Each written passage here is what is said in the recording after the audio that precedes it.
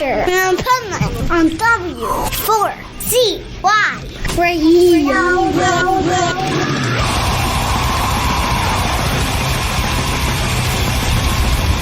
This is the Pipeman here on the Adventures of Pipeman W4CY Radio, and I'm here with my next guest who has some killer music. So let's welcome to the show Accursed, and I hope I pronounced that properly, because if I fucked it up, and then I'm an idiot. You nailed it. It's like my biggest fear always, especially since a lot of bands, they'll say their band name differently than what it should be or whatever. Yep. Like, you have to be creative nowadays to have a band name, because it's just so hard. There's so many out there. So that's my worst fear, is like screwing up the band name. Because I know if I was an artist, I'd be like, oh, here we go. This dude don't know shit about our band. Jamie Jasta said it wrong. We still like him. Yeah, Jamie Jasta got it wrong. Oh, that's great. I love that. That's great to hear. We still love him. I actually just did media coverage for his festival, Milwaukee Metal Fest. Oh, hell yeah. And it's a killer festival. I have to, hands off, I think artists should always be the ones running festivals, because it was so run like an artist was running it. That's awesome. And that's the best compliment I could give. Okay. I know he puts everything into that. Yeah. And like, he understands what you go through, and that's the point. You know? Yeah, it's awesome. So, and you guys have played when he's done the Jamie and the Josta and Friends thing, right? Oh, so we did Thrash Thursday. So It was Josta, and then Josta and Friends. Yeah. I forget who else was at ours, but yeah. That's pretty Tommy cool. from Prong, I think. No, that was the other one. I think it was somebody from Overkill. We went to a few of them. Was it Bobby Blitz from Overkill? Yep. Yes. It was Bobby Blitz from Overkill. Yes, that is correct. It's funny, when I interviewed him one time several years ago, like, I have osteoarthritis in the neck from headbanging and surfing. Oh, and wow. Most of the time you can't tell, okay? Because I'll still be headbanging, I'll still mosh and all that. But during the interview, first time it's ever happened, he's like, dude, what's wrong with your neck? Oh, no. And I'm like, oh, I was just headbanging at your set. That's what's wrong with my neck. But it's so funny that he was like so tuned into it.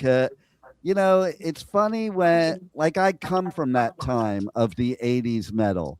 And like, now all of us are at this later stage, and it's like, it's so funny, the difference between how the bands are that I was friends with back in the 80s, how they were then and how they are now. Yeah. Oh, yeah, I bet. Taking much better care of themselves now. Oh, even with backstage, okay, you guys know this, okay? So people, like, my friends will be like, hey, can you get me backstage? I'm like, you really don't want to go there. It's kind of boring. There's nothing. It's not the 80s. Nothing's going on anymore. Okay. Yeah. And then even the thing with side stage, I'm like, well, if you like how the band sounds, you don't want to sit side stage. Yeah, you're gonna hate it. Yeah. Like, it's cool the first time you do it, and after that, it's like, at festivals, I'll hang out with artists out in the crowd because they want to be out in the crowd too. And that's the best place to be, man. Right out front. Exactly. Is it fun sometimes when you're side stage seeing what's going on? Kind of. Yeah. But I'd still rather be in what's going on. Hell yeah. And that's the key. That's, I think, the difference between metalheads and other genres. Is we're not there for anything else but the pure love of metal. Exactly. Fan first, musician second, or I don't know. The lines are kind of blurred. I'd say it's like 50-50 with me for that. Right? Definitely, like, always in the crowd, always trying to mingle. He used to call me the governor or mayor of wherever we go, and it used to drive him crazy because he still drives me nuts, dude. Nice. You gotta have somebody like that. Dave is like eternally outgoing. So, well, there you go. And I'm glad you brought that up too, because everybody thinks that all musicians are extroverted, and most of them are actually not. Yeah, it's weird. I saw a new phrase for that the other day, and I wish I could remember what it was. It was kind of like ambiverted. There's something like it was something about like it was like an oxymoron where it was like an extroverted introvert where like, you know, I definitely hit a wall sometimes, especially in crowds and with people, and like I have a definite social battery, and like, you know, if my mood is off or not right, like I don't want to be around people. But like generally when I'm in good spirits and at a show or hanging, and that's why I love the metal scene so much, is because like I feel like there's more, my social battery seems a little more extended in those situations than just day to day dealing with people, crowds, being out. So, but yeah, I mean, I hate when people want to put labels on you, like, oh, that introverted extrovert. Yeah, okay, like shut up. Yeah. Okay, like why can't I just be who I am? I don't need a label. Like I often say, and people try to label it, I'll say to people like, I'm a total extrovert and a loner at the same time. And most people don't get what that means. So they're trying to say, oh, you're an introverted extrovert. No, I'm not introverted at all. I could be at a music festival with 100,000 people and I feel like I'm there with my 100,000 closest friends, but that I'm alone at the same time, and the best of both worlds. That's a nice spot to be at, for sure. You know? Yeah. My daughter, even when I said it to her one time, she goes, you know, you're right. I've noticed, like, when we're all around, you are totally involved and with everybody, but you're also in your own world at the same time. Yeah. You know? Yeah. That's the both worlds, like you said. Exactly. And when you're up on stage, I think what people don't get is you go into this zone. Dude, you know? Like, and you don't even, it's almost like an out of body experience. You don't really realize you're there at that moment in time. Right. Yeah, at all. And then on the back end of it, after every show, I like think back and I'm like, oh, wow. Yeah, I guess we really did do that. Like, right. 100%. It's like, somewhere is a clip circulating of me, like from a video where like a dude dives up, like stage dives right in front of me. Like he walks, like ran across the stage, goes right in front of me and dives off the stage and gets carried away by the crowd. I had no idea that had happened until I watched the video of it later. I was like, dude, I would be too easy to kill up there, honestly. Like I got no clue what's going on. Right. Oh, bro. Yeah. I also know from all the artists I know, and me as a speaker and radio person, like I am nervous right up until you turn that mic on. Yep. And then it disappears, like, and totally. And there's a switch in my head that just changes, you know? And so that's another thing. Like I know so many musicians that have stage fright and people think, well, that's weird. No, it's just a normal human thing. But then you go into this other mode once the mic turns on or the guitar turns on or whatever it is that you're doing, you know? And I love talking about that because I think people truly don't understand musicians. I would agree. And I think that's not talked about quite a bit. I actually found a lot of comfort in listening to the Jasta show because he would talk to musicians about that. Like hearing Steve Vai talk about like that and hearing, you know, just these guitarists that, you know, have these storied careers that I've looked up to, like talk about those kinds of things and like, you know, what they go through on stage sometimes. It's like, all right, I get that. Like it helped me a lot, like over the years, especially, you know, just kind of getting out of my own head sometimes. And like, you know, years and years ago, I'd be like, oh, I hit a wrong note. Everybody knows it. Now I'm like, nobody fucking heard that. Like on stage. Yeah. You have to take a page out of the David Lee Roth book. Yep. Okay. I was at the 1983 US Festival and they started playing on Ain't Talking About Love. There's 300,000 people there. And Eddie starts looking over at Dave because he's not singing. And Dave just looks at the crowd and shouts in the mic, I fucking forgot the words. And the whole place cheered like it was the best thing that ever happened. You know, well, it's just such an honest moment and like such a human thing. And I feel like a lot of like pressure has also come down on musicians lately to like not have those moments and not have it be as human, and just for like the experience to be so perfect for crowds. Like I see, you know, a lot of stage production and backing tracks on a lot of bands, and I'm not going to knock that. Like, we've considered doing that at some point, or kind of beefing up some of our production live, but like those moments too, you know, when you see like one of your favorite, it's a unique experience, and it's wholly human, and you know, I can't fault anybody. It just makes it that much more incredible to experience it.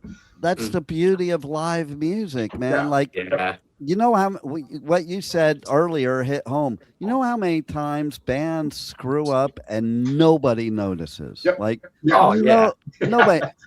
I don't think, like, I would notice. I don't even pay attention to notice. You know, it's like I'm not worried about, are you hitting the right note? You know, like, I'm just there in the moment, enjoying it, and it doesn't matter really. That's the beauty of live music. If you want it to be exactly like the record, just listen to the record. It's like you could go home and listen to it. Like you're here for the vibe. Like, exactly. That's where the Grateful Dead were really smart, because there's no show that you could go to Grateful Dead that was the same thing ever. Go home and listen to the record. My parents were huge fans. That is like what I grew up hearing in the house all day, every day from the record player. Like they were gigantic Deadhead. My mom still is. My father passed, but my mom still a huge Deadhead. So like that was kind of how I was introduced to music, was through that. You know, I eventually found my way to metal, but. Well, it was kind of similar for me because, you know, I remember, like, I was into music since I'm little, but I remember at one point in like 5th grade, my friend showed me 2 albums, and they're 2 of my favorite albums to this day. And one was We Sold Our Souls for Rock and Roll, Sabbath, and the other was Skeletons from the Closet, Grateful Dead. And it's like, the whole concept that's the 2 that he showed me, that couldn't be more different. Right. But, but it, like, I think it forms, like, that's the thing too. People think that, like, whatever you're into, if it's metal, punk, or whatever, that's all you listen to. And even back in the 80s, when we had the gatekeeping days, you weren't supposed to like certain things, but you secretly did. You know, the 80s version of coming out of the closet is admitting that you liked some new wave. You know, it's like, I interviewed Josie Cotton, who I'm friendly with now, and I'm like, you know, I'm just going to say it now. In the 80s, I wasn't allowed to like you, but I'm going to tell you, I don't want anybody to know. And this is in the interview. I say it like that. But I secretly did like you back then, but don't tell anybody. Right. You can't have this get out. Right, exactly. But we all like different types of music, different vibes. I was a teenager. I was a total thrash metal head, but I did go to Slayer shows on a Friday night and Dead shows on a Saturday. Just a different vibe, man. But, you know, Deadheads are a whole different, like, I have a lot of Deadhead friends. I consider myself somebody that likes the Dead, but the fanaticism just blows my mind. Like, that people have for the Dead, like, because I like a lot of their stuff, but if I'm not on drugs, sometimes a little bored by it. That's the key. Right. Yeah, exactly. Like, I don't do any of that stuff anymore, but I do remember going to a Dead show, and I took some shrooms, and my whole trip was, I didn't realize till the next day I was actually tripping. I kept saying, they were bad, they're not working. I don't feel anything. And then the next day I was like, oh, maybe I did. That's dangerous. Right?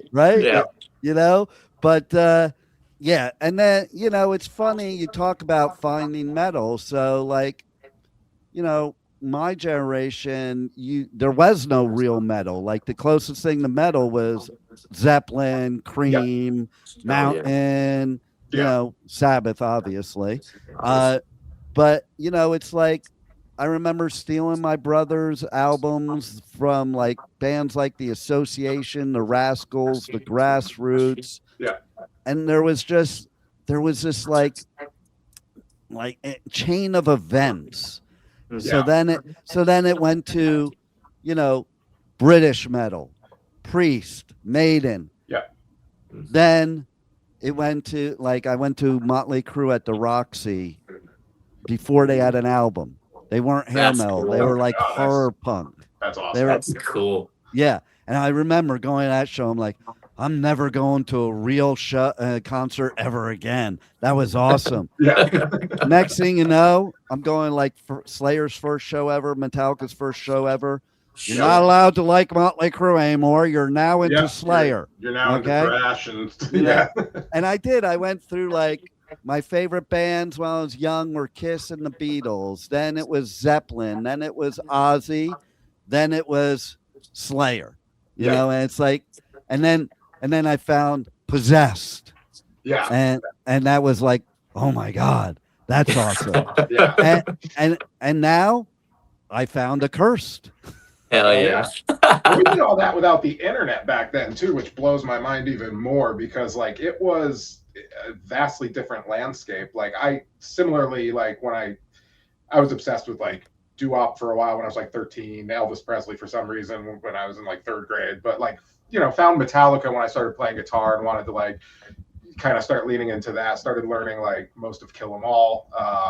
And then I had a friend, I was meeting people locally and that's how it happens. You know, somebody introduces you to another band and like very long time ago, probably like 2000, I was introduced to like Children of Bodom. They handed me a Children of Bodom CD and another band called Bal Sagoth, who like, you do some digging on it. It's kind of, I wouldn't even know how to describe it now. I probably haven't listened to them in 25 plus years, but pretty epic. There's swords and there's a lot of like, you know, very epic metal. But as soon as I heard that, I was like, there's so much more going on. And then like, I'd go back to listen to Metallica and I was like, I can't, like, I still appreciate it, but like, my journey kind of started there, and those were like my formative years of just getting into like, you know, Melodeath from like Finland, Sweden, some black metal from Norway. I didn't get too into that. Well, I was there and got confirmed a few weeks ago in an interview when Kronos from Venom punched out Tom Araya, all because he said, "You guys aren't black metal, we're black metal." Yeah. You know, Kind of badass. Yeah. And it, you know, so for me, there were two things. One was the tape trading days, of course. That's how you found your music. Yeah. But I used to go into this record store in the Valley. I tell this story a lot because it's so cool. And there was this record store called Oz Records. And there was this record clerk there that every time you went in, he would hand you an album and go, "You got to check this out." Or he would show you a flyer for a gig. "Go to this gig." Yeah. And that was Brian Slagle. And it was when he started Metal Blade Records. Okay. Damn. And that's cool. Yeah. Right? And like, you don't even think, he didn't even think, because I approached him a few years ago. I'm like, "Hey man, that was a brilliant marketing move." He's like, "I was just a record store clerk, man." Like, I didn't think of it that way, but I do think of it that way because it's like, what better way to promote your bands but to be a record store clerk? Dude, that's kind of a sick move. Right? I mean, that's freaking brilliant. Like, that is. Oh my God. And, you know, he introduced me to stuff maybe I would have never known. Like, I remember the first album he showed me was Venom, Welcome to Hell.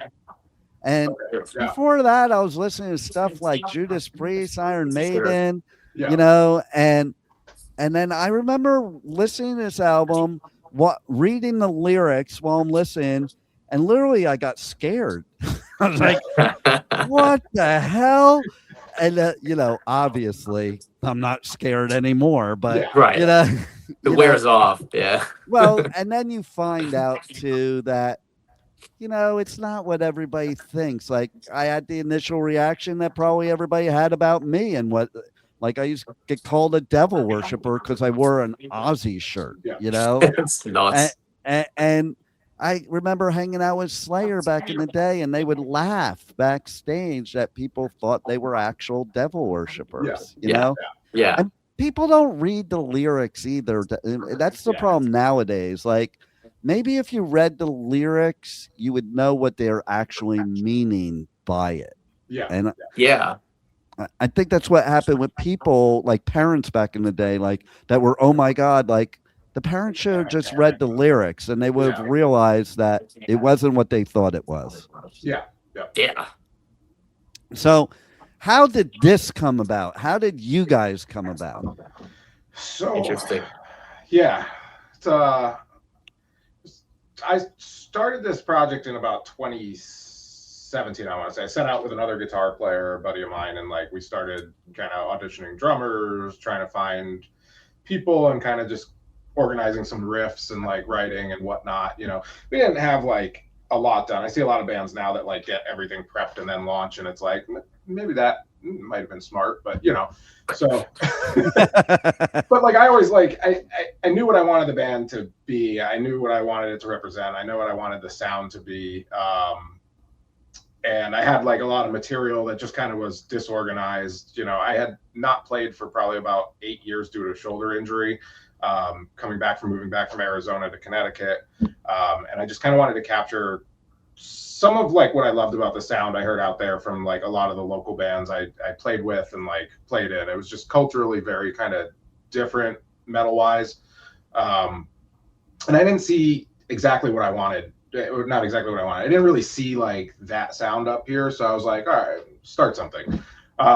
You know, the early years were very formative. We made a lot of missteps. We, you know, had member turnover, you know, quite a lot of stuff as we kind of refined and wrote songs. We've worked with a lot of great musicians, you know, in the band. We've played with a lot of great people.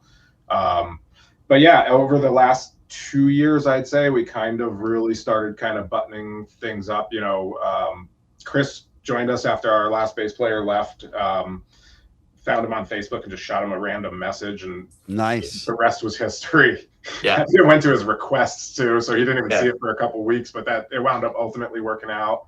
And then, you know, Will joined us. Couple months vocals. after that? Huh?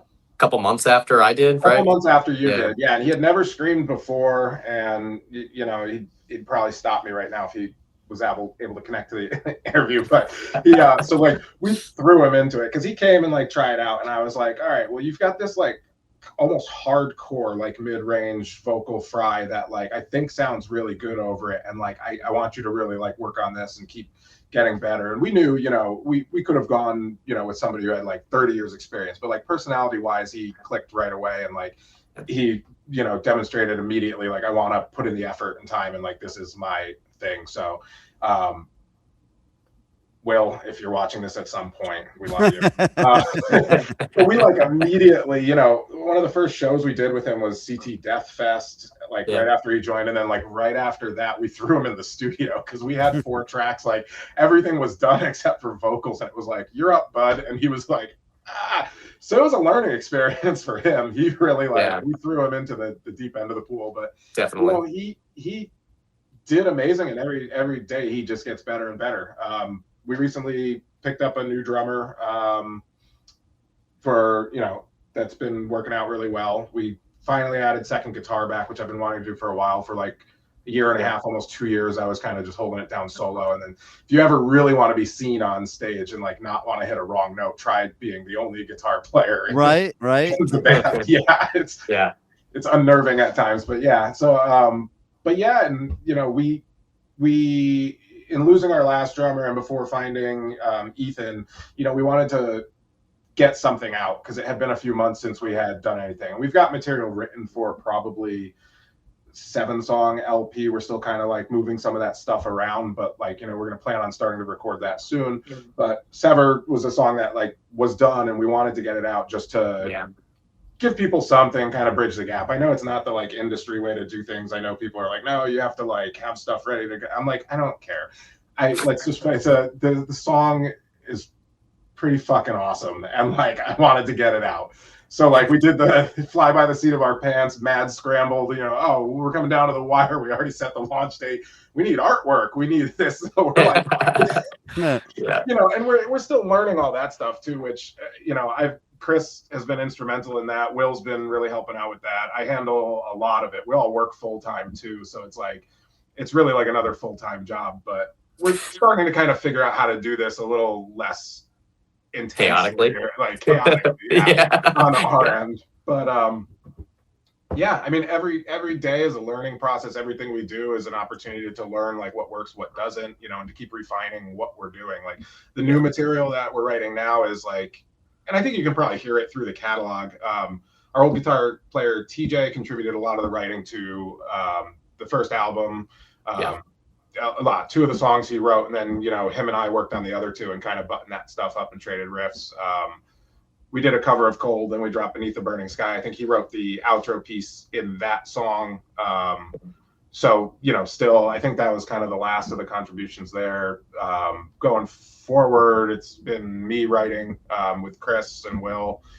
And now we've got Rob and Ethan, and like we're just kind of trying to get everything together to make sure we're as tight as we can be when we get in the studio. But every step of the way is just we're constantly trying to elevate what we're doing, and we try to stay true to ourselves too. Like I don't care about paying fan service. Like I love our fans, obviously. We wouldn't be where we are without them, and we're trying to grow that fan base. But like I do this because I love making the music. Like again, like I said before, like I do get stage fright too, and I do black out, and I have fun, and like whenever, but like I've talked to Chris about it. It's probably my least favorite part about being a musician. I'm sure people would be like, that's insane. Like, why do you do this then? It's like, well, because when I connect with my guitar and I'm like playing late at night and I'm like writing a riff or a song, or like inspiration hits me and like something comes out, it's like that, it feels more like a conduit than a creator. And it's like,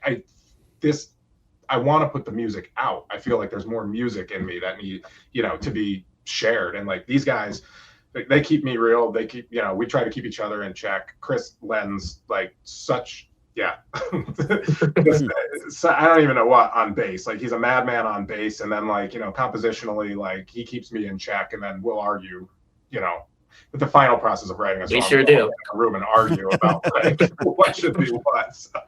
But it's all for trying to get the best. There's a lot of yelling between Dave and I, but it always results in the best finished product. Yeah. Like if Dave and I are like literally, I mean, Dave and I are pretty much best friends, and when we're literally screaming at each other in the practice room, like that's when the best piece is gonna come out. Yeah. It's like, because we always come to the same place where we're like bicker, and then it's like, fuck it, we'll just play it both ways and whatever sounds best, and then we'll A-B it, like play it both ways, and inevitably one of us goes over and shakes the other guy's hand and is like, okay, you were right, fine, okay, it's better that way. So it's kind of like you're like Hetfield and Lars. Kind of. I guess, yeah. Yeah, kind of. Yeah, we're going for that. But I love hearing all that, because I think a lot of people also don't realize that the band doesn't really become the band until you get to that lineup, that evolution of the lineup, Yeah. And that's where you're kind of at now, which is cool, because that people don't realize too, as musicians, you want to evolve and you want to get better at your craft. A lot of us fans, we like for you to stay a garage band, but who wants to do that if this is what you're doing for a living, and for passion? Yeah. Right. Yeah. Definitely. So tell everybody how they can reach out to you and connect with your music, buy your merch, check out everything that's going on with you guys. Sweet. Yeah, of course. Obviously socials would be the best place to kind of keep an update on what we're doing day to day and what's coming up. We've been a little quiet recently on there, but we're kind of working on some content and getting better at posting and stuff. As much as I'm in IT, I'm the oldest, that I'm just like, I can't after a certain time of the day with screens. But you can find us on Instagram and Facebook, Accursed CT, YouTube as well. We just dropped a new music video for this track. Nice. Accursed.band. There's a banner at the top of the page to sign up for our mailing list. Please do that. We're trying to get more people to sign up for email. That way we can provide more behind the scenes exclusive kind of offers and stuff on certain merch runs and stuff just for, those early adopters and key fans that, join that. And that's accursed.band. From there, it's linked. If you click on merch, it goes straight to our Squarespace site and you can buy merch there. If you're outside of the US and there's some sort of issue with shipping, DM us on Facebook or something. It's a free site, so it's very kind of finicky in how you can set up merch shipping costs and stuff. And now with tariffs and VAT tax and stuff, I don't want to see anybody get screwed and have to pay $60 just to ship a shirt. On top. We'll get it to you. I've got a couple shirts to Germany. We'll figure it out. There you go. We're not worried about it. So and then we're on all major streaming platforms. So make sure go forth and listen. And let us know if you want us to come play your town, if it's when we're trying to expand kind of regionally at this point. So we're focused on a lot of shows kind of around New England and Connecticut and trying to book there. So right on. Well, come on down to South Florida. Nobody likes to come here because it sucks here. I'm all in. I'm 100% in. Where exactly are you? I'm near West Palm Beach. There's actually a couple real cool venues near me. One's Respectable Street in West Palm. Okay. And then in Fort Lauderdale, there's this one, the Culture Room, that I dig. Cool. But we definitely need to see you on the Danny Wimmer festivals. All right. Dude, well, my aunt's in Hollywood, so I know she'd let us crash there, and then let's go from Fort Lauderdale there. So there you go. Yeah. Well, hell yeah, man. I did watch your video. You guys are badass. Everybody's got to check out your music. Thank you. And hope to see a lot more great music from you guys. And thanks for being on the Adventures of Pipeman. Thank you. You we really appreciate you. You got it. Thanks so much. Take care. Thank you for listening to the Adventures of Pipeman on W4CY Radio.